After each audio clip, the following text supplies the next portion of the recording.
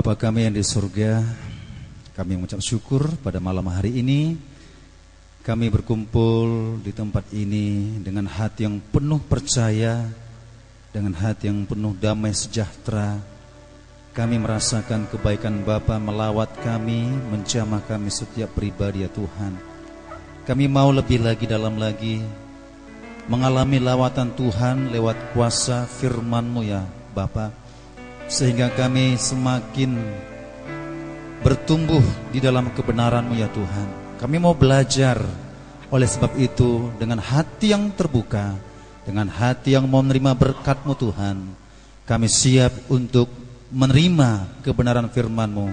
Biarlah karya Roh Allah itu sendiri yang menguasai hati dan pikiran kami, sehingga mata rohani kami dicelikkan, pikiran kami dibukakan oleh kuasa firman-Mu ya Tuhan.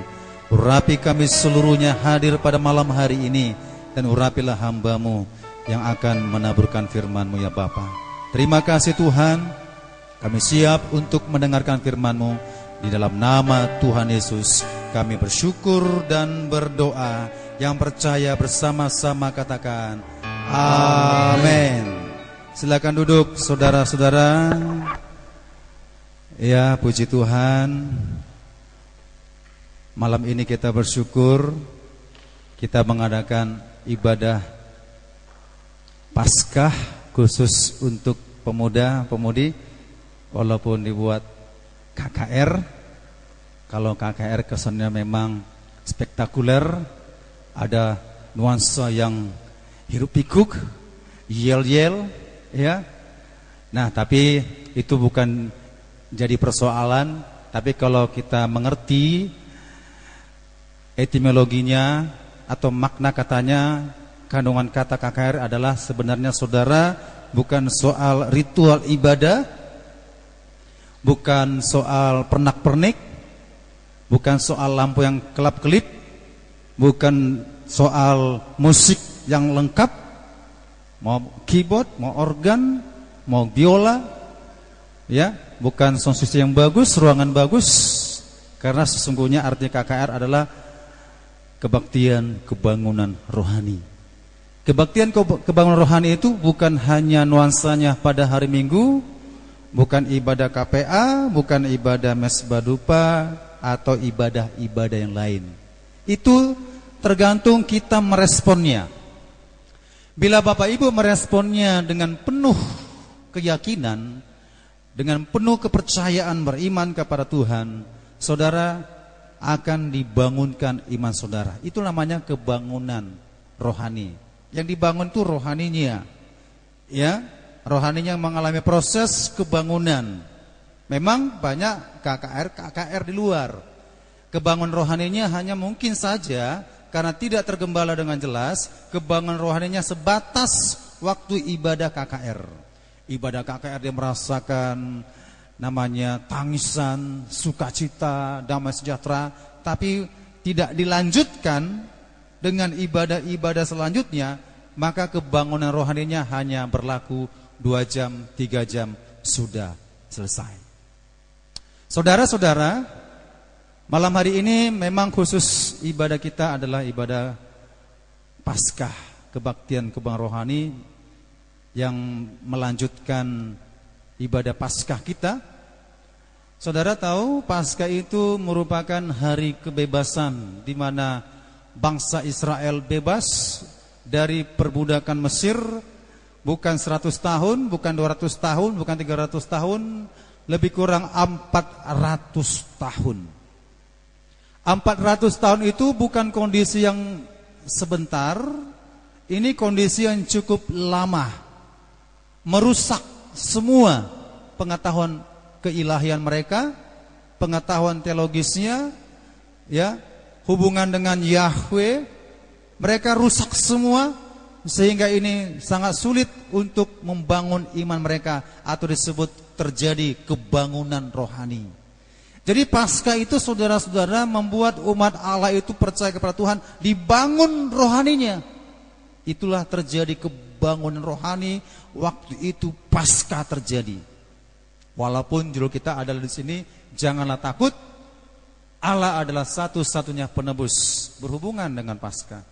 Ya. Paskah itu adalah pada perjanjian lama bangsa Israel dikeluarkan dari tanah Mesir menuju ke tanah perjanjian.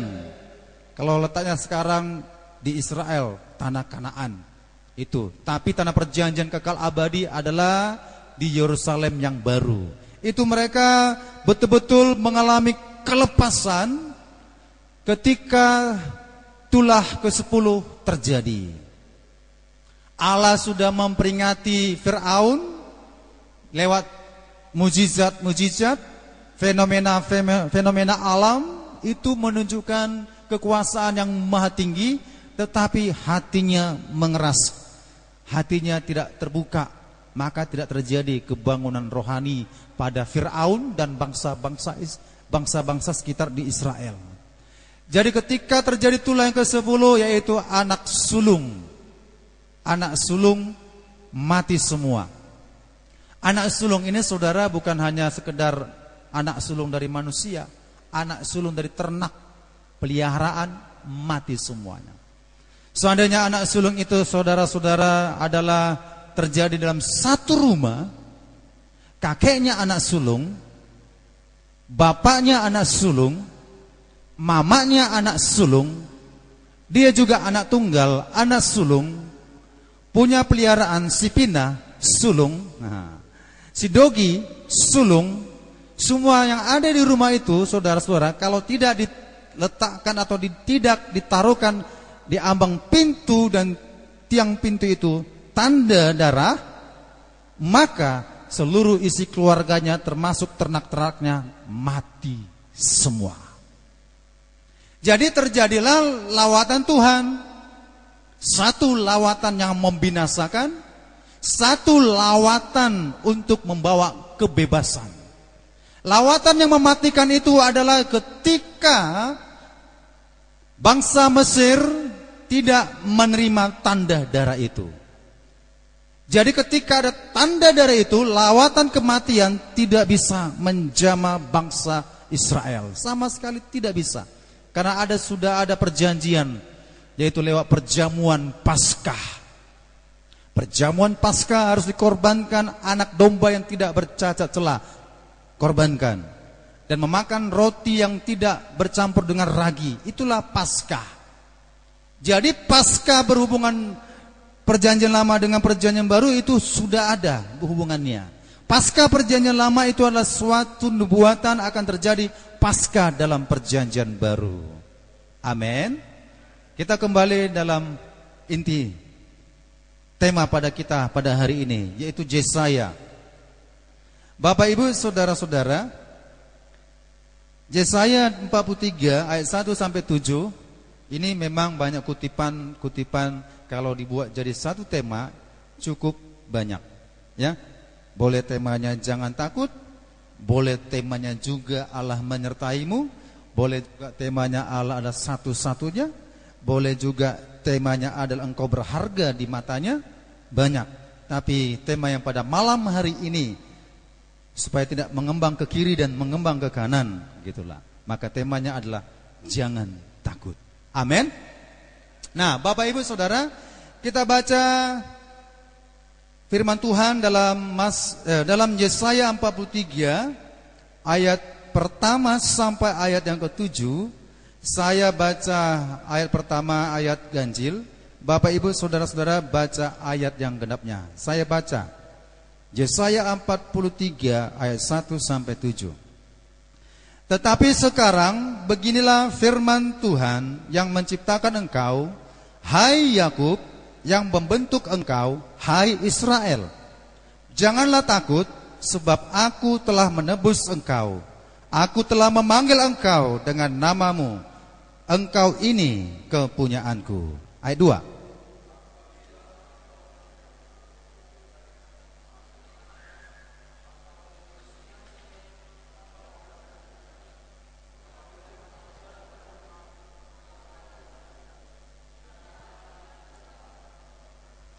Sebab akulah Tuhan Allahmu yang Maha Kudus, Allah Israel, juru selamatmu. Aku menebus engkau dengan Mesir, dan memberikan Ethiopia dan Seba sebagai gantimu.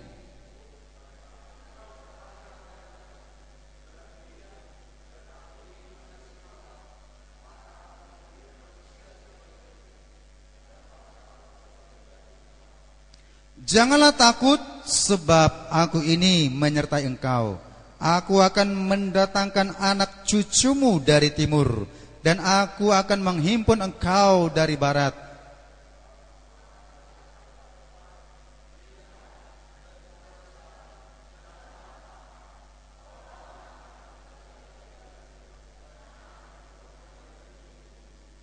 Bersama semua orang yang disebutkan dengan namaku, yang kuciptakan untuk kemuliaanku, yang kubentuk dan yang juga kujadikan. Baik, tema kita adalah jangan takut. Oke. Saudara-saudara, Yesaya 43 1 sampai 7 ya, ini sudah diberitahukan kepada umat pilihan. Umat pilihan itu adalah di sini Israel.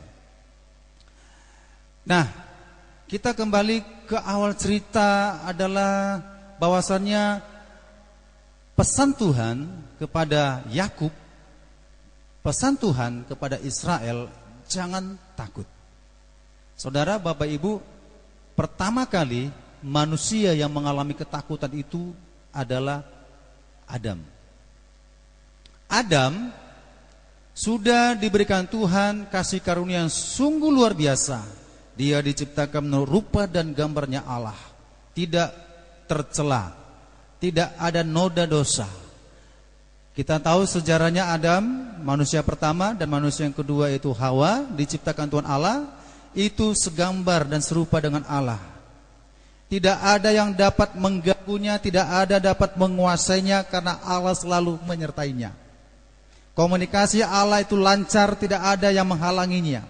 Tetapi ketika memakan buah yang sudah dilarang itu, Adam memakannya, Hawa memakannya, maka mereka jatuh di dalam dosa. Sejak jatuh dalam dosa, manusia memiliki rasa takut.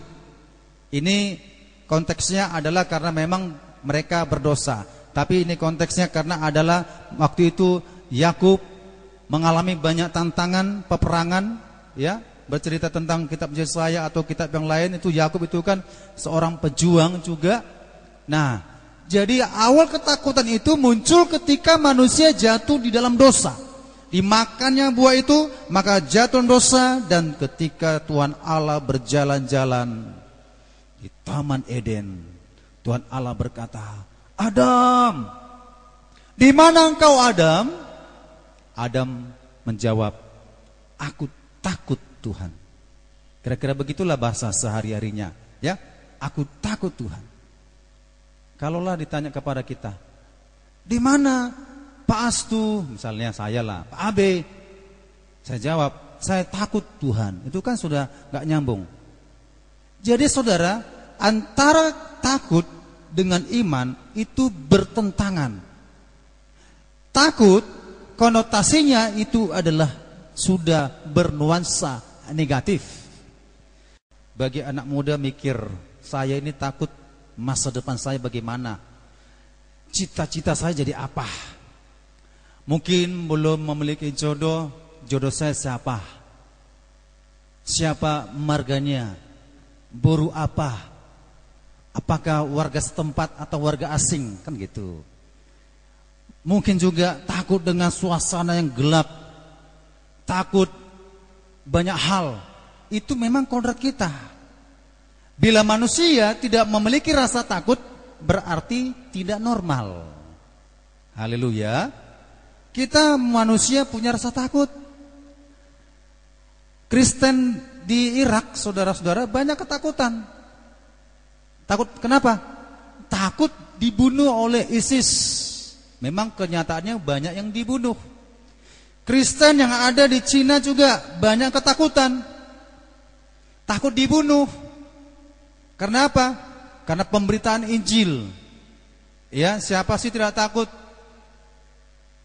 Apalagi ISIS sangat kejam. Satu kampung orang Kristen itu dibunuh. Cara mancingnya ditangkap satu, diuji imannya. Kalian percaya Yesus? Kami percaya Yesus. Ayo murtad, jangan percaya Yesus. Siapa yang percaya Yesus mati dipenggal. Semuanya beriman.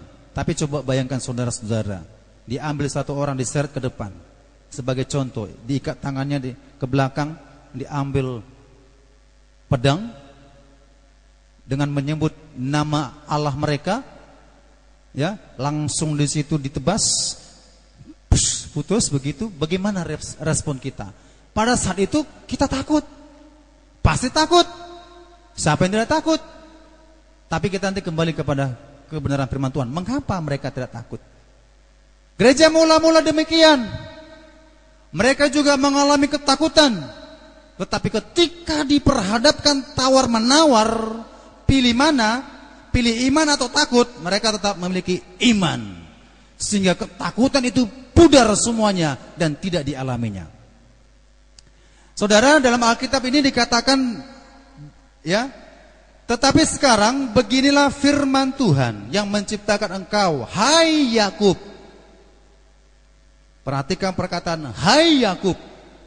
Kemudian yang membentuk engkau, hai Israel. Jadi kita secara urutan cerita, kita tahu dari atas juga akan terjadi di bawah. Ya, mengapa Tuhan mengatakan jangan takut? Karena ada perkataan hai Yakub, hai Israel. Saudara, Yakub dan Israel itu sama orangnya, sama oknumnya. Tapi kualitas Yakub, kualitas Israel sudah berbeda. Yakub sebelum bergumul dengan Tuhan banyak kelemahannya. Tapi ketika bergumul dengan Tuhan menang dia, maka banyak perubahannya. Sama itu ceritanya seperti kakeknya. Siapa kakeknya? Abram diubah menjadi Abraham. Nama itu saudara-saudara, nama yang diubahkan Tuhan. Saudara diciptakan Tuhan, ya, kita masing-masing memiliki nama yang diberikan oleh orang tua kita. Nama itu bisa membentuk karakter kita. Yakub karakternya adalah penipu. Kan begitu, ya? Dia menipu abangnya Esau. Dia menipu bapaknya Ishak. Dia menipu tulangnya, pamannya si Laban. Marganya si Laban. Bukan marganya si Laban, ya, panggilannya si Laban. Laban. Pamannya, dia banyak memiliki karakter yang harus diubah. Kalau kita lihat ceritanya saudara-saudara dalam Kejadian 32 ayat yang ke ayat 27 sampai ayat 29. Silakan. Bertanyalah orang itu kepadanya, siapakah namamu? Sahutnya, Yakub. Lalu kata orang itu, namamu tidak akan disebutkan lagi Yakub, tetapi Israel. Sebab engkau telah bergumul melawan Allah dan manusia dan engkau menang. 29. Bertanyalah Yakub, katakanlah juga namamu. Tetapi sahutnya, mengapa engkau menanyakan namaku? Lalu diberkatinya lah Yakub di situ. Nah, saudara-saudara, kalau menurut secara ilmiah ini kan mustahil. Mustahilnya di mana, saudara? Mustahilnya adalah begini. Mana mungkinlah manusia bisa melawan Allah? Mungkin. Dan ayat mengatakan Yakub mengalahkan orang tersebut, ya, yang ceritanya adalah bergumul dengan Allah.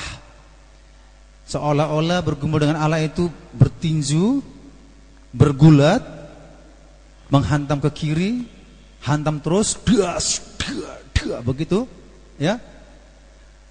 Dan ayat ini mengatakan Yakub menang dan Allah kalah. Gak mungkin kalah. Haleluya. Allah sang Khalik ini gak mungkin kalah. Jadi saudara jangan berpikir secara ilmiah, secara harafiah. Alkitab ini palsu. Ini kalau dibaca agama lain mengatakan nih, Alkitab ini bukti ini palsu. Masa manusia bisa berantem dengan Allah? Jangan pemahaman begitu. Pemahamannya adalah saudara-saudara, Yakub itu bergumul. Ya, bergumul mohon kepada Tuhan supaya permohonannya dijawab. Aku akan melepaskan engkau, tapi dengan syarat berkati aku dulu. Berkati aku. Wah, luar biasa. Dari namanya pagi-pagi buta bergumul terus sampai fajar menyingsing. Itu kan berbicara doa semalaman, ya. Doa semalaman, pergumulan dia cukup luar biasa. Karena ceritanya begini saudara, Yakub kan takut kepada abangnya Esau. Itu kalau saudara tahu ceritanya di atas ke bawah, dia itu gak mau berjumpa dengan Esau. Dia takut. Disuruhnya dulu pergi istri-istrinya, anak-anaknya. Dia mau sendiri. Dia sendiri. Artinya mau menyendiri ini mau bergumul dengan Allah lewat dalam doanya. Itu dia takut. Karena Esau berjanji Esau akan membunuh Yakub. Dia punya rasa gentar, khawatir, takut kalau seisi keluarganya dilenyapkan, dibinasakan. Tapi ingat saudara, sejak dia sudah berjumpa dengan Tuhan, terjadi perubahan yang cukup luar biasa dan cukup ajaib, sehingga Esau, abangnya yang memiliki rasa dendam, tidak lagi memiliki rasa dendam. Haleluya. Dan hari ini namamu bukan lagi Yakub, namamu Israel. Amin. Namamu bukan Yakub lagi, namamu Israel. Sampai sekarang menjadi suatu bangsa. Jadi kalau orang memandang Israel, dalam pikiran kita atau pikiran orang, kalau dibilang Israel berarti menjadi suatu bangsa atau bangsa yang ada di Timur Tengah yang sekarang ini di tanah perjanjian Kanaan, maka mereka disebut Israel. Maka engkau namamu Israel. Saudara, Israel itu adalah umat pilihan Allah yang tidak terkalahkan. Karena apa? Allah menyertai engkau. Jangan takut, Allah menyertai engkau. Maka Israel tidak pernah kalah dengan syarat ketentuan yang berlaku. Artinya, selama Israel menganggap Allah adalah satu-satunya penebus, tidak terkalahkan oleh siapapun juga. Baik dari bangsa kiri, bangsa depan, bangsa kanan, bangsa mana aja yang berada di sekelilingnya tidak terkalahkan. Tetapi ketika bangsa Israel melupakan sang penebus itu, maka disitulah sering terjadi kekalahan. Ya, jadi ketika bangsa Israel tidak mengaku Yahweh lagi, Allah dalam perjanjian lama, maka disitulah mereka kalah. Ketika mereka menyembah berhala, maka disitulah mereka kalah. Ketika mereka merasa khawatir, maka disitulah mereka kalah. Ketika mereka merasa ketakutan kepada orang-orang di sekitar mereka, orang-orang Kanaan, orang Moab, orang asing yang di luar Israel, ketika mereka takut, disitulah mereka kalah. Ini kan gambaran umat percaya sekarang. Ya. Jadi diubah nama, Hai Israel. Suatu nama yang mengandung arti yang luar biasa. Ya. Di situ ada Elohim. Selalu perkataan El itu adalah Elohim. Diterjemahkan Allah yang menang atau umat pemenang atau pejuang Allah, itu Israel. Israel secara jasmaniah. Dalam perjanjian berhubungan nanti Israel secara rohaniah. Jadi pesan Tuhan, saudara-saudara, di kitab Yesaya, kita kembali ke Yesaya. Dikatakan ayat selanjutnya.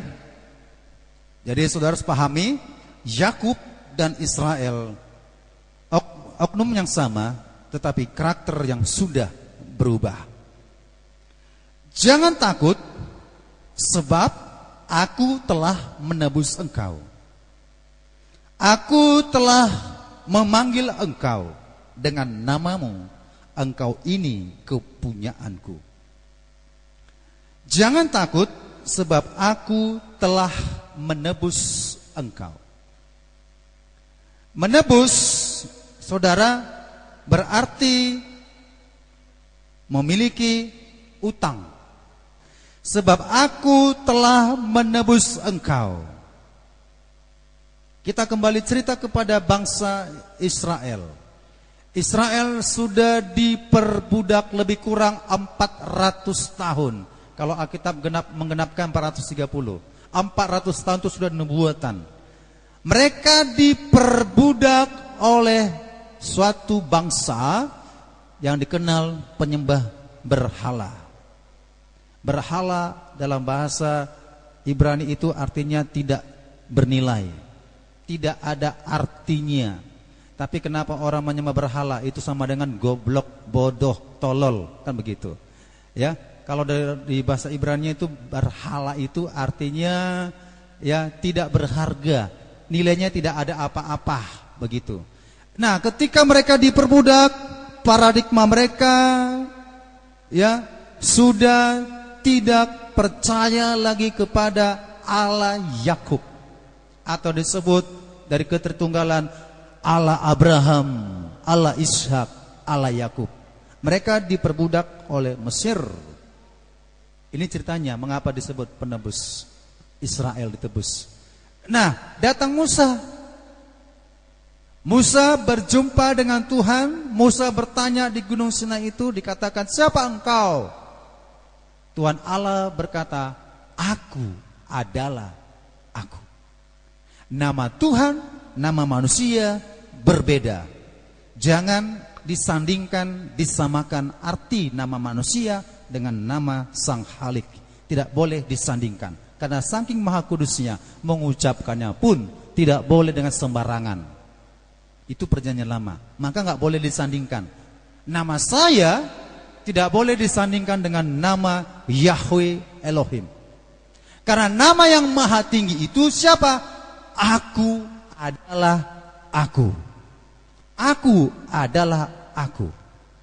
Jadi aku adalah aku itu bukan nama untuk suatu oknum pribadi yang tetap, bukan. Ya. Bukan suatu nama suatu makhluk hidup yang diciptakan Tuhan, bukan. Dia nama yang tidak terbatas oleh ruangan, oleh waktu, oleh situasi, keadaan apapun. Dialah Yahweh. Aku adalah aku. Tetapi jangan pemahamannya Allah itu dikurung dengan huruf itu YHWH. Tidak. Karena Israel tidak ada mengatakan Yahweh, Yehuwa atau Jehovah, tidak. Mereka pantang menyebut itu. Itulah kekudusan nama Allah itu, tidak boleh disandingkan. Salah besar kalau ada orang mengatakan nama Tuhan kita adalah Yahweh. Salah besar. Allah tidak dikurung dengan huruf itu. Tapi Allah itu adalah aku adalah aku. Akulah penebusmu. Akulah kebangkitan. Akulah terang dunia. Akulah Alfa dan Omega. Akulah jalan kebenaran dan hidup. Dan itu dinyatakan kepada Musa. Musa bercerita kepada bangsa Israel. Bangsa Israel gak bisa memiliki pikiran seperti itu. Sehingga bangsa Israel percaya kalau ada mukjizat. Apa tanda mukjizat yang diberikan kepada engkau Musa? Tongkat jadi ular, tangan jadi kusta, masukkan lagi sembuh. Di situ awalnya bangsa Israel mulai percaya. Nah, mulai percaya. Dan Musa berjumpa dengan Fir'aun. Diberikan lagi tanda-tanda mukjizat.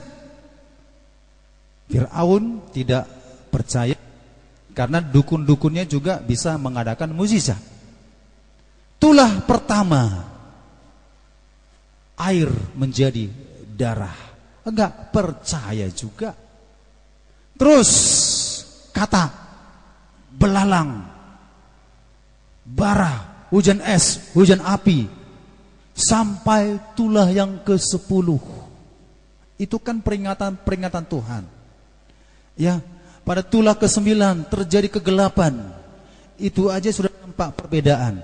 Ya, di Gosen, di tanah Israel itu terang, di Mesir gelap, dan terjadilah tulah yang ke-10. Tapi sebelum terjadi tulah ke-10, Tuhan Allah memerintahkan harus ada namanya perjamuan Paskah. Perjamuan Paskah inilah untuk menggambarkan nubuatan dan perjanjian baru, penebusan. Allah satu-satunya penebus.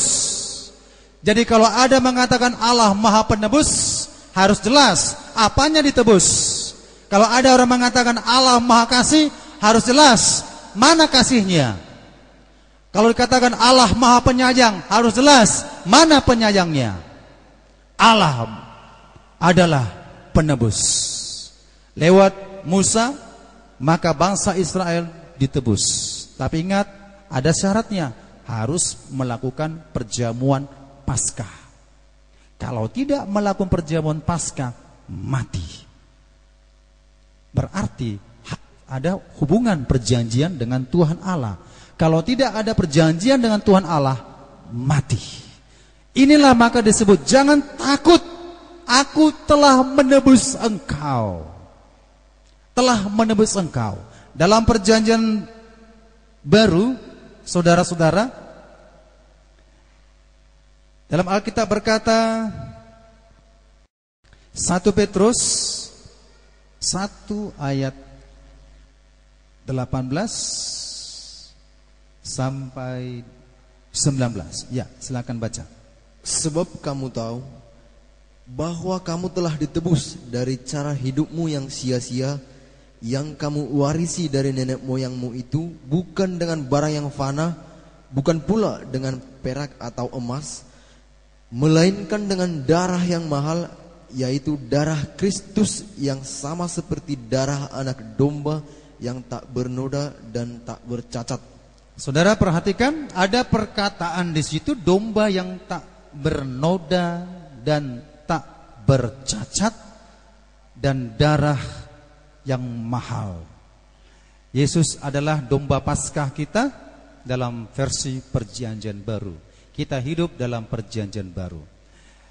Bila orang Kristen belum mengalami penebusan, dia mengaku Kristen tetapi tidak mengalami penebusan, dia akan mati akibat dosanya. Dalam perjanjian lama, kalau ada orang mau diampuni dosanya, harus terjadi sembelih dulu domba yang tidak bercacat, pertumpahan darah. Tapi dalam Alkitab perjanjian baru, anak domba Allah itu, domba yang tidak bercacat celah, darah yang mahal itu adalah darah yang tidak ternoda oleh dosa. Itu Yesus Kristus tercurah bagi kita. Maka kita sudah ditebus lewat darahnya. Tapi bukan hanya sekedar tebus darahnya. Bagaimana tebus darahnya? Ya harus mengalami Paskah. Kalau tidak mengalami Paskah, tidak diharapkan, tidak boleh mengatakan aku sudah diselamatkan Tuhan. Kalau tidak mengalami Paskah, maka dalam perjanjian lama Israel jasmani mengalami Paskah, perjanjian baru juga harus mengalami Paskah. Kalau tidak mengalami Paskah, maka tidak ada keselamatan dalam orang tersebut. Akibat dosa semua manusia, ya, akan menerima upah maut. Semua manusia sudah berbuat dosa. Kitab Roma 6 ya, cerita terus itu. Semua manusia sudah berbuat dosa dan upah dosa adalah maut. Tapi karena kasih karunia Allah, kita diselamatkan lewat Kristus Yesus. Amin. Nah, jadi perjamuan kudus saudara-saudara itu menggambarkan peristiwa Paskah. Perjamuan Paskah, sekeluarga berkumpul makan minum. Terjadi pencurahan darah. Selamat. Dalam perjanjian baru kita sudah ditebus. Jadi terimalah tubuh Kristus yang terpecah-pecah bagi kita. Terimalah darah yang tercurah bagi kita. Maka itu kita minum. Tapi itu ada sakralisasinya. Bukan hanya sekedar terima makan, semua orang bisa makan. Bukan hanya sekedar terima minum, semua orang bisa terima minum. Tetapi ada nilai ritualnya yang sangat mahal. Sehingga Alkitab mengatakan, jikalau di hatimu masih ada dosa, jangan kau makan. Ada selisih paham dengan seorang, jangan kau makan. Bereskan dulu hatimu, gitulah perjanjian baru. Itu nilai ritual yang luar biasa. Makna yang sangat tinggi sekali. Sehingga tidak sembarangan orang yang menerima berkat Paskah itu. Karena berkat Paskah itu artinya adalah pembebasan manusia dari perbudakan dosa. Perjanjian lama dibebaskan dari perbudakan Mesir. Perjanjian baru perbudakan dosa. Jadi mereka dibawa bangsa Israel menuju tanah perjanjian. Dan itu perjuangan. Bukan berarti, Pak, aku sudah menerima berkat Paskah. Darahnya sudah kuminum, tubuhnya sudah kumakan. Kalau ditanya, saya pasti masuk surga. Salahkah demikian? Tidak salah.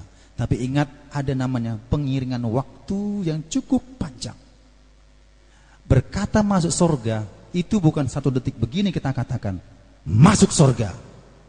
Berkata masuk surga, itu ada hitungannya. 1 detik, 2, 3, 4, 5, 6, 7, 1 hari, 2 hari, 3 hari, 4 hari, seminggu, sebulan, 2 bulan, 3 bulan, 4 bulan, 12 bulan, setahun, 2 tahun, 3 tahun, 4 tahun, seterusnya. Itu namanya masuk dalam hitungan kerajaan surga. Perjalanan hidup kita. Haleluya. Karena kalau saya perhatikan Bapak Ibu Saudara-saudara, ada yang menerima berkat Paskah itu dalam pemahaman perjanjian baru, dalam ibadah yang sudah ditetapkan dalam perjanjian baru, ada sakramen namanya perjamuan kudus. Itu kan awalnya kan Paskah. Ada yang nggak serius. Itu menunjukkan hubungan dengan Tuhan itu nggak betul. Ada yang hanya sebagai ritual agama. Selesai. Buang. Gak ada makna. Tahu saudara, pasca perjanjian lama betul-betul memaknainya. Karena hitungannya adalah nyawa. Kalau macam-macam nyawa mati. Pasca perjanjian baru demikian. Itu hitungan kita menerima berkat. Ada perjalanan hidup. Mereka bebas dari tanah Mesir. Itu berjuang lagi sampai ke tanah perjanjian. Mereka penuh dengan sorak-sorai, dengan sukacita, gembira keluar dari tanah perjanjian, tanah Mesir itu keluar, tetapi di depan mereka padang gurun. Berarti Tuhan tidak memberikan janji-janji yang muluk-muluk. Kalau selamat engkau, kau jadi kaya. Kalau kau percaya Yesus, pekerjaanmu diberkati berlipat ganda. Kalau engkau beribadah kepada Tuhan, engkau menjadi orang sukses. Tanpa kerja pun engkau sukses. Jangan berpikir demikian. Kesukses itu diperjuangkan. Orang Israel masuk ke tanah perjanjian itu bukan ngomong doang. Kami bebas, kami merdeka. Tapi perjuangan terus menuju kesuksesan. Kesuksesan pertama adalah mengenal tanah perjanjian tersebut. Sampai. Jadi ada perjuangan. Tuhan gak langsung bilang engkau sukses dalam hitungan 1, 2, 3, 5, 6, 1 minggu, 2 minggu, 1 bulan, 2 bulan. Perjuangan, keberhasilan, kesuksesan itu perjuangan. Jadi kalau ada orang memahami Matius 6 ayat 33, cari dahulu kerajaan Allah maka semua tambahkan kepadamu, ya enak tenan. Aku datang kepada Tuhan beribadah ke gereja, maka ditambahkanlah uangku. Pendeta mengatakan begini, ini perlu diprotes. Dompet-dompet yang kosong akan diberkati oleh Tuhan. Asal Bapak Ibu beribadah, tompangkan dompet saudara. Itu kan ajaran sesat. Padahal berkat itu berbicara perjuangan. Orang tak kenal Yesus saja berjuang diberkati kok. Lihat itu Jepang itu, Cina itu selalu kalau ada merek made in China. Itu kan diberkati.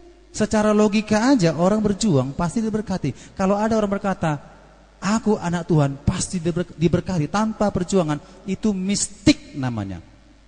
Kita anggap Tuhan itu dukun. Jadi kalau ada orang anggap aku rajin ke gereja supaya aku tambah cerdas, aku rajin beribadah supaya aku tambah kaya, itu paradigma yang salah. Itulah yang membentuk paradigma orang Israel secara jasmani. Mereka sudah terbentuk otak, cara berpikir mereka itu, sehingga mereka anggap keluar nanti dari Mesir mereka sukses. Sampai-sampai di tanah padang gurun mereka ingat, ya rupanya Musa membawa kami ke tempat daerah kematian. Ya seharusnya ada bawang dong di sini. Ada buah-buahan loh. Kalau makan kami kan lapar. Bawang pre, semangka. Karena di padang gurun kan panas, haus. Kami butuh semangka, kami butuh daging. Itu kan gambar pikiran mereka. Bahwasannya kami menyembah berhala, kami kaya. Kami tinggal di Mesir, kami kaya. Kami bisa makan, apa yang kami butuhkan kami dapat. Itu agama dulu di Mesir yang kami yakinin dan kami percayai. Tetapi Musa membawa mereka bukan untuk seperti itu. Dibawa untuk menderita. Bukan 1 tahun, bukan 2 tahun, bukan 3 tahun, 40 tahun lamanya. Tuhan Allah berkata, di situ aku menguji engkau. Apakah engkau tetap percaya kepada firman Allah? Berarti setelah menerima Paskah itu, kalau kita katakan sudah menerima penebusan dari Sang Penebus itu, perjalanan hidup kita masih panjang. Amin. Yang muda-mudi masih panjang. Umurnya masih panjang artinya saudara-saudara begini. Kalau saya atau Bapak Ibu yang sudah berkeluarga sudah berhitung-hitung. Secara natural alamiah umur manusia paling panjang 70 atau 80 tahun. Itu kan hitungan umum. Kalau hitungan khusus bolehlah 120 tahun. Ya, hitungan umum 70 atau 80 tahun. Jadi sudah berpikir, saya sudah berusia 43 tahun. Usia saya mungkin tinggal berapa tahun lagi ya. Itu perjalanan hidup kita di bumi. Perjalanan hidup kita selama kita bernapas, sisa waktu kita gunakan untuk apa? Nah, kalau kita tidak manfaatkan ini, saudara, Bapak, Ibu, semuanya akan tewas. Makanya yang bangsa Israel yang lahir di Mesir tewas, mati semua. Tetapi tetap mempertahankan paradigma bahwasannya Allah itu Sang Penebus. Kaleb, Yosua selamat. Generasi yang lahir di Mesir mati. Generasi yang lahir di padang gurun selamat. Haleluya. Artinya generasi yang lahir di padang gurun sudah mengalami namanya hidup susah, hidup menderita. Tiap hari kena matahari yang panas, haus, tidak mewah, tidak ada AC, siang hari kepanasan, malam hari kedinginan. Sudah terbiasa menderita untuk masuk ke dalam tanah perjanjian. Jadi ikut Tuhan itu sama dengan menderita. Amin. Jangan anggap ikut Tuhan berbahagia. Ikut Tuhan menderita. Haleluya. Gak ada kata Alkitab ikut Tuhan enak-enak. Ikut Tuhan menderita. Gereja mula-mula ikut Tuhan menderita. Kalau ada pun saudara menikmati fasilitas-fasilitas, jangan anggap fasilitas itulah yang menunjukkan bahwasan itulah berkat yang besar. Tidak. Berkat yang terbesar adalah keselamatan kita. Amin. Kalau ada pun nilai plus yang diberikan Tuhan, jangan paradigma kita langsung berpikir Tuhan memberkati aku luar biasa dengan mobil, dengan rumah, dengan kekayaan harta. Ini buktinya aku anak Tuhan. Buktinya anak Tuhan adalah hidup menderita karena Kristus. Haleluya. Jadi kalau ada penderitaan saudara Bapak Ibu alami, bilang, saya bangga mengalami hal itu karena saya adalah anak Kristus. Jangan bangga begini. Teman saya kalau saya berjumpa dengan teman saya merah, dia mengatakan begini, ginilah le, alah berapa gaji le, di sekolah berapa lah, malu kita le. Kalau dikatakan anak Tuhan le, bisa memberkati orang. Lihat nih, aku ngasih ke gereja 10 juta, menolong orang yang susah, gampang kita tunjukkan, aku diberkati Tuhan. Nih, anak Tuhan. Cobalah kere-kere, apa kita kasih kepada orang. Nah, itu sesat, saudara. Sesat, jangan saudara berpikir itu. Tapi dalam hati saya mengatakan, ini kawan sudah sesat. Berkat dianggap itu penyertaan Tuhan. Tidak, pada itu tambah aja, plus. Cari dulu kebenarannya, kerajaannya. Bahwasan ikut Tuhan itu awalnya itu adalah menderita. Ikut Tuhan itu awalnya bukan sukses, bukan kaya, bukan banyak uang. Ikut Tuhan awalnya menderita. Awalnya menderita. Lewat penderitaan itu kita baca situasi keadaan, kita bisa terlatih untuk mengalami penderitaan sehingga kita terbentuk menjadi karakter yang kuat, tangguh, sehingga kita pasti bisa memperoleh berkat-berkat yang lain. Berkat pertama adalah berkat rohani, berkat kedua adalah berkat jasmani, berkat ketiga adalah berkat secara finansial kita atau kekayaan ataupun itu disebut harta. Jangan dibuat nomor 1 berkat secara finansial, itu sudah salah urutan. Gak ada anak Tuhan itu kalau menunjukkan namanya aku anak Tuhan, aku kaya, aku dapat memberkati orang. Jangan, itu pemahaman yang salah. Kalau ada uang pun boleh kita memberkati orang dengan keadaan uang yang kita peroleh, bisa. Nah, saudara-saudara, jadi menderita. Demikian juga anak-anak Tuhan dalam perjalanannya mengiring Tuhan, itu harus menderita terus sampai kedatangan Yesus yang kedua kali. Maka dikatakan tadi ayatnya itu dalam kitab Yesaya, janganlah takut, sebab aku telah menebus engkau, aku telah memanggil engkau dengan namamu, engkau ini kepunyaanku. Nah saudara, janganlah takut sebab aku telah menebus engkau. Aku telah menebus engkau, aku telah mengambil engkau, aku telah membayar, membeli, ya, dengan harga yang tunai, cash, lunas. Itu menggambarkan penyaliban Yesus. Itulah Paskah, sudah ditebus. Bangsa Israel sudah ditebus secara jasmani, bangsa Israel secara rohani sudah ditebus. Maka janganlah takut, ya. Dan dikatakan, aku telah memanggil engkau dengan namamu, engkau ini kepunyaanku.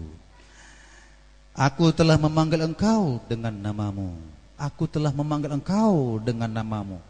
Tuhan memanggil saya dengan nama saya, Tuhan memanggil saudara dengan nama saudara.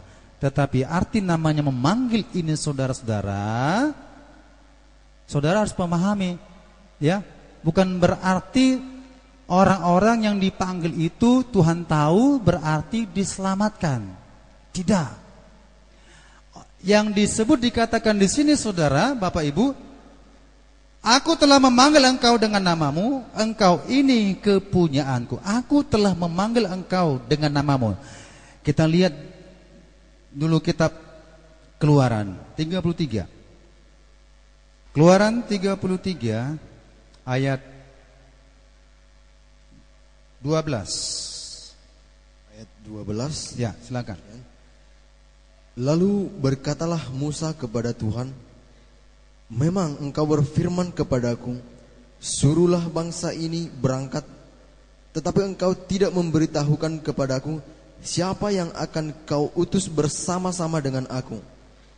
Namun demikian engkau berfirman, aku mengenal namamu, dan juga engkau mendapat kasih karunia di hadapanku. Ya. Alkitab berkata, Namun demikian engkau berfirman, aku mengenal namamu dan juga engkau mendapat kasih karunia. Aku mengenal namamu. Jadi ayat ini mengatakan, aku telah memanggil engkau dengan namamu karena Tuhan sudah mengenal. Bukan berarti dalam pemahaman kita secara pengertian, pengetahuan, oh mengenal. Ada dari bangsa Mesir dikenalnya, ya. Mungkin namanya si Muhammad, gitu, kenal, ya.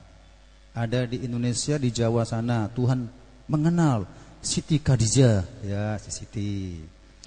Tuhan melihat di Samosir, ya, si Poltak, kenal, ya. Atau di mana saja, orang berpikir begitu. Saudara, Musa dikenal Tuhan karena punya hubungan sehingga menerima kasih karunia. Bila seorang tidak menerima kasih karunia, sesungguhnya bukan arti pengenalan itu adalah itu namanya tidak ada hubungan dengan Tuhan. Yang dimaksud Tuhan mengenal namamu di situ adalah karena sudah menerima kasih karunia. Haleluya. Kan banyak bangsa-bangsa di luar Israel dibinasakan. Apakah Tuhan tidak mengenal? Tuhan mengenal bangsa Moab. Tuhan mengenal bangsa Filistin. Kenal semua. Bangsa-bangsa demi bangsa, nama demi nama, dari baru lahir Tuhan kenal namanya. Sebelum dibuat nama sudah tahu namanya siapa. Kapan dia mati Tuhan tahu. Kenal.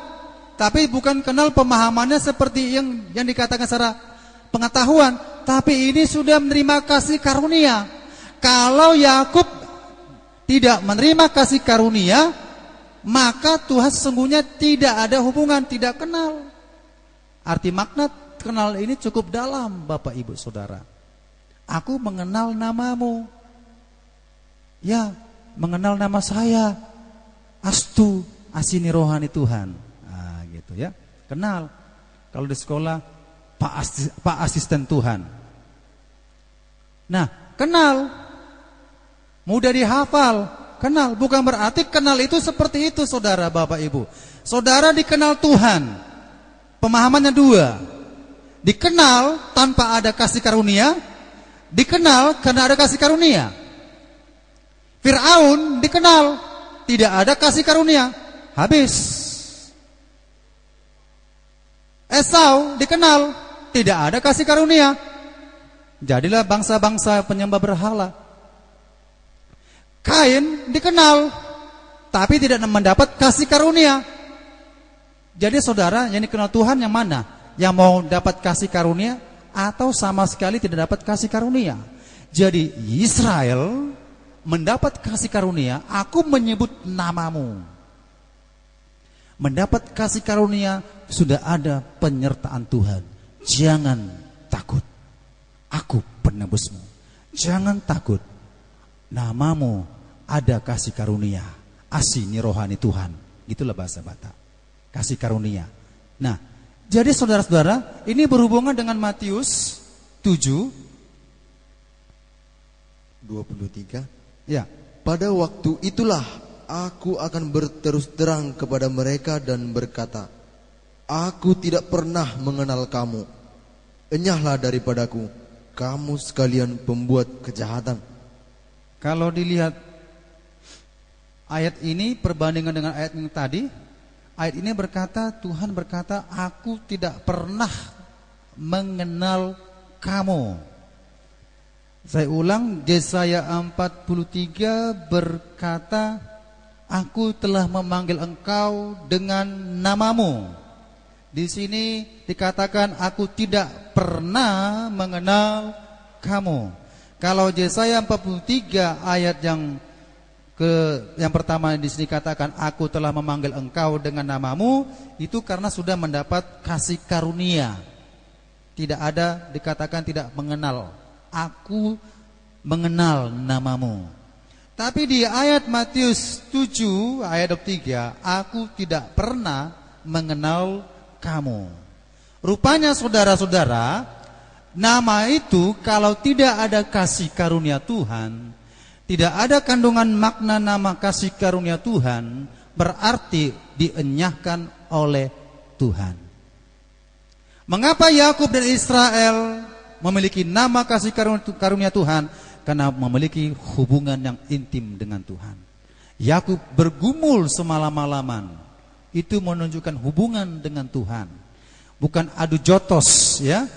Jangan pemahaman ditinjulah wajah Tuhan itu. Puas. Ya, gitu ya, bukan. Tidak, itu berbicara pergumulan. Pergumulan Yakub terhadap Tuhan, meminta berkat kepada Tuhan, pertolongan Tuhan. Diubah namanya menjadi Israel. Nama Israel menerima kasih karunia Tuhan. Dan ayat ini berkata, pada waktu itulah aku akan berterus terang kepada mereka dan berkata, aku tidak pernah mengenal kamu. Enyalah daripadaku kamu sekalian pembuat kejahatan. Alangkah, saudara, alangkah sangat disayangkan. Sudah ikut Tuhan. Sudah berapa lama ikut Tuhan, sampai-sampai dia menerima namanya karunia mukjizat. Tuhan, aku sudah mengadakan mukjizat demi namamu. Tuhan, aku sudah mengusir setan demi namamu. Semua demi nama Yesus, nama Yesus. Tuhan, aku sudah melayani di rumah Tuhan demi namamu. Tuhan, aku sudah tahu banyak koleksi lagu-lagu rohani demi namamu Tuhan. Dari kidung mempelai pertama, kedua, ketiga, keempat, kelima, keenam, ketujuh, ke-8, ke-9, 10 sampai 24 atau berapa itu, aku sudah hafal semuanya Tuhan demi namamu. Aku sudah hafal lagu True Worshipper volume 1, volume 2, volume 3, volume 4, semua versi tahun 2000, 2001, 2002 sampailah versi tahun 2016 atau kapan saja. Lagu baru muncul, langsung aku tahu demi namamu. Tidak jamin. Tuhan, aku sudah baca Alkitab perjanjian lama, perjanjian baru 8 kali, 10 kali, 20 kali. Gak jamin juga rupanya. Rupanya saudara-saudara pintar musik juga gak jamin masuk surga. Yang khotbah juga gak jamin juga masuk surga. Karena semua akan menuntut. Ya, yang tahu komputer, yang tahu mungkin mengatakan ini kan untuk Tuhan semua, untuk Tuhan semua, untuk Tuhan. Memang ini untuk Tuhan semua. Mengusir setan untuk Tuhan, bernubuat untuk Tuhan, bernubuat juga untuk Tuhan. Semua untuk Tuhan. Demi namamu. Itu kan menunjukkan untukmu Tuhan, tetapi tidak memperoleh kasih karunia. Enyah engkau pembuat kejahatan. Rupanya saudara-saudara melakukan kehendak Bapa yang dimaksud yang pertama, prioritas yang pertama adalah mengenal Sang Penebus itu. Haleluya. Jadi saudara jangan pemahaman begini. Ayat yang ke 21, silakan baca. Bukan setiap orang yang berseru kepadaku, Tuhan, Tuhan, akan masuk ke dalam kerajaan surga, melainkan dia yang melakukan kehendak Bapa-Ku yang di surga. Ya, saudara, melakukan kehendak Bapa-Ku yang di surga. Oke, kita main musik, melakukan kehendak Bapa di surga. Melayani gereja, mau menyapu, kita melakukan kehendak Bapa di surga. Bernyanyi, ya, sampai menangis, sampai berteriak, saya mau menyenangkan hati Bapa di surga. Semua begitu. Berpuasa untuk melakukan menyenangkan hati Bapa di surga. Memberikan persepuluhan, aku mau melakukan kehendak Bapa di surga. Menginjil, memberitakan Injil kepada banyak orang kabar baik sehingga banyak orang bertobat. Aku mau melakukan kehendak Bapa-Ku di surga. Apapun yang kita lakukan memang berniat aku mau lakukan kehendak Bapa-Ku di surga. Tetapi nomor satunya diabaikan, semuanya rontok. Gak ada artinya. Semuanya rontok. Tuhan, aku kan dengan mujizat. Enyah kau. Bernubuat. Enyah kau. Aku tidak mengenal namamu. Apakah Tuhan gak tahu nama kita? Tahu. Aku tidak mengenal namamu. Yang aku kenal namanya Sutoyo. Kan begitu. Ya kan? Nah, atau kita lah semualah. Gak usah Sutoyo aja. Nanti terjadi kecemburuan sosial. Nah, kenapa dia aku kenal? Karena dia menerima kasih karunia. Aku punya hubungan yang intim dengan dia. Ini contoh ya, bukan berarti saya menghakimi yang lain. Aku punya hubungan dengan dia. Yang dimaksud di situ adalah ginosko.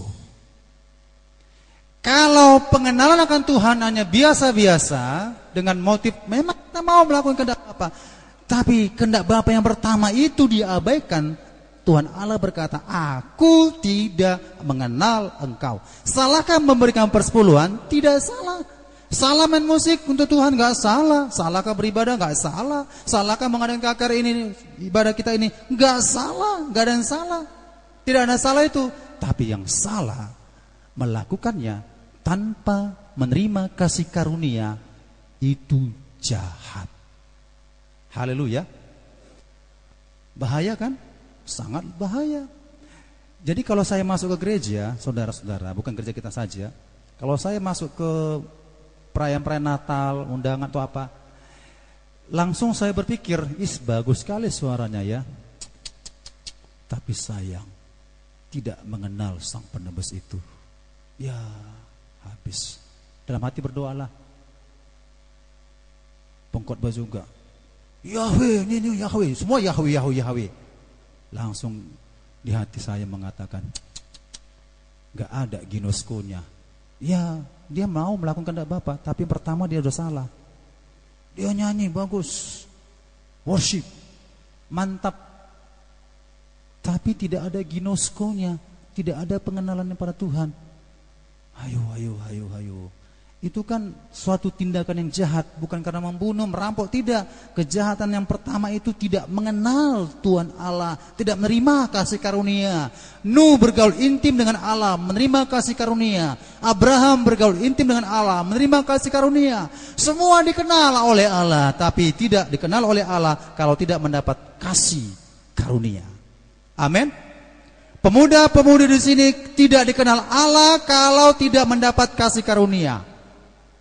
Tapi pemuda-pemudi di sini kalau betul-betul kehendak Allah yang pertama adalah mengenal Allah itu, mengenal sang penebus itu, punya hubungan dengan Tuhan, maka saudara-saudara mengenal kasih karunia Allah itu, kita terima, kita sudah dikenal Tuhan, maka menghasilkan buah. Kita lakukan kehendak Allah yang selanjutnya, melayani, memberikan persepuluhan, ya, mengunjungi orang yang butuh dikunjungi. Itu kan tindakan kita karena kita sudah mengenal. Mengadakan mukjizat, mengusir setan dalam nama Yesus, kita lakukan itu karena sudah mengenal. Amin. Jadi Yakub dikenal, maka Yakub, Israel, kau jangan takut, namamu sudah terdaftar di surga. Aku mengenal namamu. Israel, tetap andalkan Tuhan, kan begitu. Maka mereka tidak terkalahkan. Maka yang selanjutnya dikatakan demikian,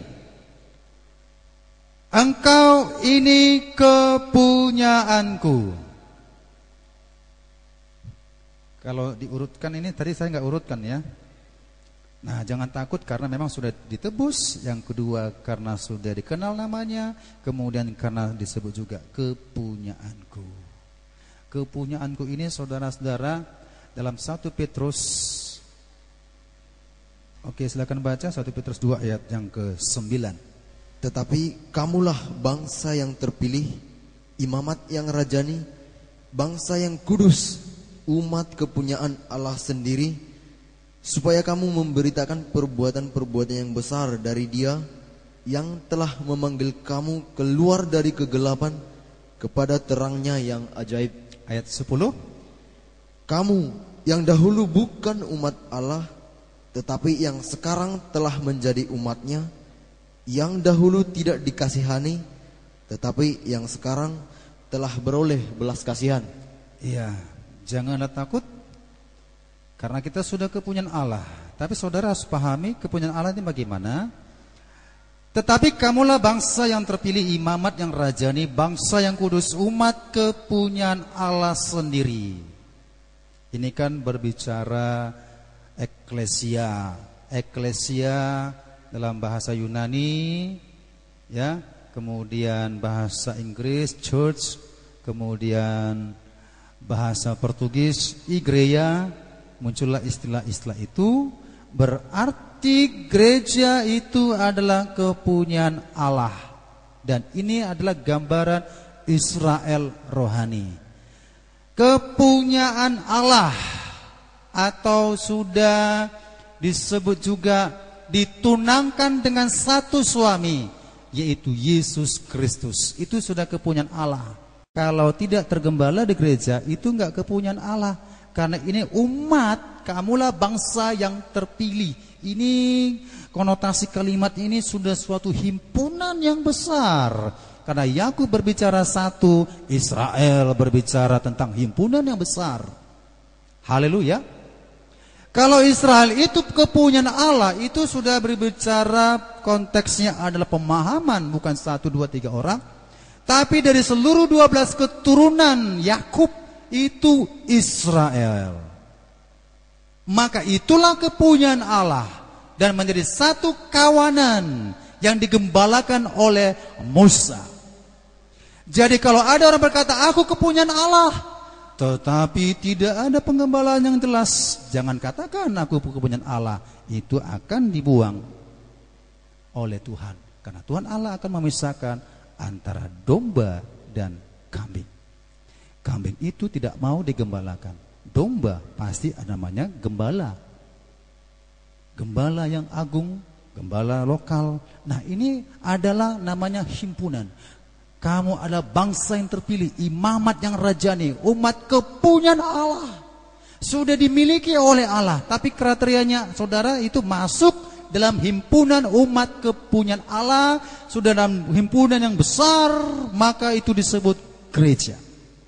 Gereja itu bukan gedung, bukan ada lampu, ada musik, bukan. Gereja itu kita berkumpul, itulah disebut gereja. Amin. Nah, saudara-saudara, umat kepunyaan Allah itu harus saudara pahami. Kalau nggak dipahami, tidak ada penyertaan Tuhan. Umat kepunyaan Allah itu, saudara-saudara coba buka Galatia 5 ayat yang ke-24. Silakan baca. Ayat 24. Ya. Barang siapa menjadi milik Kristus Yesus, ia telah menyalibkan daging dengan segala hawa nafsu dan keinginannya. Galatia 3 ayat 24 ya. Nah, saudara, jadi gereja itu, Israel rohani itu adalah kepunyaan Allah, berarti menjadi milik siapa? Milik Kristus. Syaratnya ia telah menyalibkan daging dengan segala hawa nafsu dan keinginannya. Keinginannya hanya untuk memuliakan nama Tuhan. Amin. Banyak keinginan kita, banyak. Ada yang seturut dengan kehendak Tuhan, ada yang tidak seturut dengan kehendak Tuhan. Maka segala keinginan daging itu disalibkan. Contoh, seharusnya bisa nonton sinetron, cerita televisi, gara-gara ibadah kita tinggalkan. Seharusnya bisa menikmati makan minum di rumah santai-santai, atau bisa shopping di plaza-plaza atau kemana-mana, tetapi gara-gara ikut Tuhan tinggalkan. Atau datang tamu, seharusnya bisa berkomunikasi ramah tamah, ngomong-ngomong, tapi ada jadwal ibadah, tinggalkan. Itu banyak keinginan, itu keinginan biasa, banyak keinginan lain disalibkan. Nah, jadi kalau kita katakan kita milik Kristus, maka segala keinginan kita harus disalibkan. Yang dikatakan keinginan hawa nafsu dan keinginan daging itu disalibkan, supaya hidup kita berkenan di hadapan Tuhan. Satu lagi berkata dalam Roma 8 ayat 9, firman Tuhan, ya. Tetapi kamu tidak hidup dalam daging, melainkan dalam roh, jika memang roh Allah diam di dalam kamu. Tetapi jika orang tidak memiliki roh Kristus, ia bukan milik Kristus. Nah, kesimpulannya adalah, tetapi jika orang tidak memiliki roh Kristus, ia bukan milik Kristus. Gak perlu saya panjang cerita ini karena waktu kita tidak mengizinkan lagi ya. Nah, Jadi saudara-saudara, saudara harus memahami hal ini. Kita kembali dalam Yesaya 43. Janganlah takut. Saudara sudah pahami. Saudara enggak perlu takut. Karena kita sudah ditebus. Yang kedua, Tuhan sudah memberikan kasih karunia-Nya kepada kita. Nama kita, nama yang dikenal Tuhan. Dan kita adalah kepunyaannya. Dan ayat 2 dan seterusnya, saudara, itu tantangan-tantangan yang kita hadapi. Ayat ini mengatakan demikian. Apabila engkau menyeberang melalui air, aku akan menyertai engkau. Atau melalui sungai-sungai, engkau tidak akan dihanyutkan. Apabila engkau berjalan melalui api, engkau tidak akan dihanguskan. Dan nyala api tidak akan membakar engkau. Ini betul ayatnya. Kalau saudara sudah menerima berkat Tuhan lewat penebusan Yesus Kristus, dan nama saudara sudah terdaftar di surga, nama yang menerima kasih karunia, dan saudara adalah umat kepunyaannya, jelas di mana penggembalaannya, maka saudara ketika menghadapi tantangan pertama, saudara berhasil. Tantangan kedua, saudara berhasil. Tantangan ketiga, saudara berhasil. Tantangan pertama kan masih di pertama lah, namanya sudah percaya Yesus, menerima Yesus sebagai Tuhan dan Juru Selamat, sungguh-sungguh ikut Tuhan, sudah mengenal Tuhan, sudah ginosko dengan Tuhan. Tuhan menguji kita. Pertama, tantangan pertama, diberikan air, kan begitu. Apabila engkau menyeberang melalui air, aku menyertai engkau. Apa sih beratnya air? Ringan kan? Masih air. Itu masih kecil.